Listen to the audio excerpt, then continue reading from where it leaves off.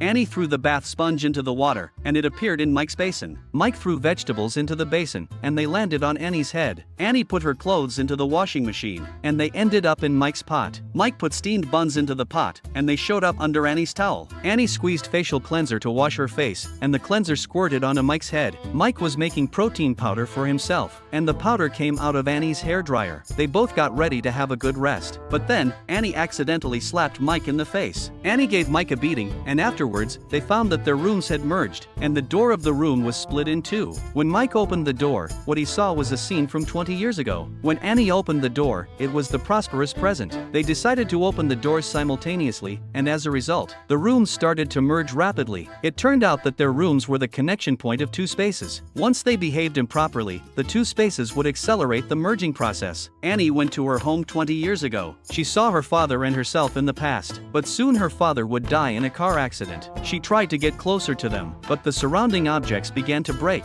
and she also suffered from a severe headache. Annie wanted to make money by taking advantage of the time difference. She bought a lottery ticket in the past. She was waiting for the lottery draw results excitedly, but when it was time for the lottery draw, she suddenly felt a headache, and the numbers on the lottery ticket disappeared. Mike came to the future world. He experienced all kinds of future technologies and saw his future self holding a product launch event. But suddenly, the space-time started to shake, and the scene was in chaos. They couldn't meet across time and space. Moreover, if Mike in the past made changes, Mike in the future would also be affected. However, on his way home, Mike saw someone putting Annie's father in a car and preparing to push the car off the bridge to harm Annie's father. Mike rushed forward and took Annie's father out of the car. As a result, Annie in the past led a happy life, but Mike in the future disappeared.